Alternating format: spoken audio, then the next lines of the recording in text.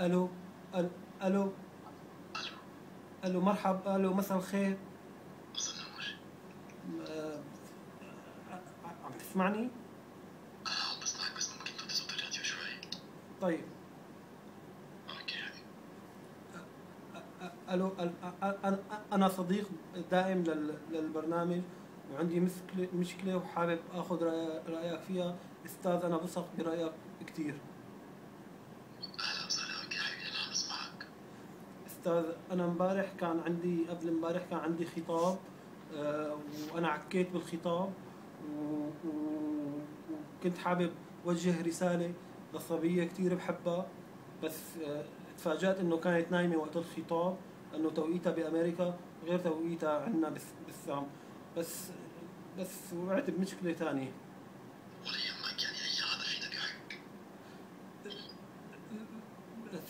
استاذ، انا المشكله انه مرتي سمعت الخطاب وسمعت الرساله وفكرتني عم اخونا.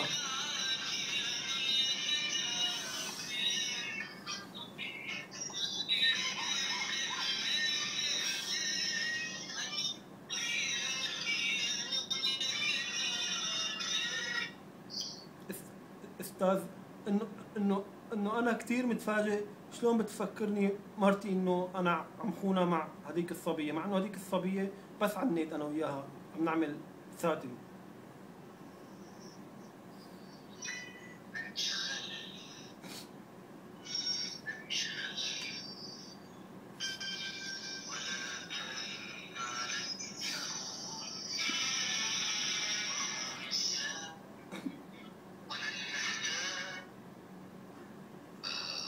بتمنى انه هي يكون عم تسمعنا هلا وتكون وصلت رسالتك.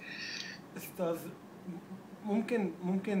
ممكن تعطيني حل، لانه انا كثير يعني بثق برايك.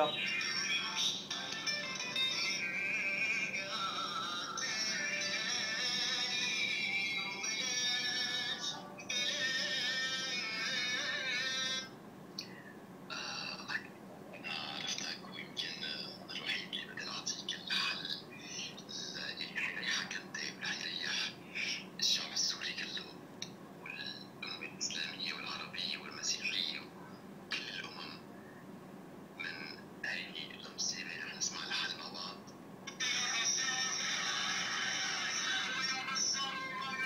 ايه لعن لك قرد ولا والله لا جيبها، والله لا جيبها قرد.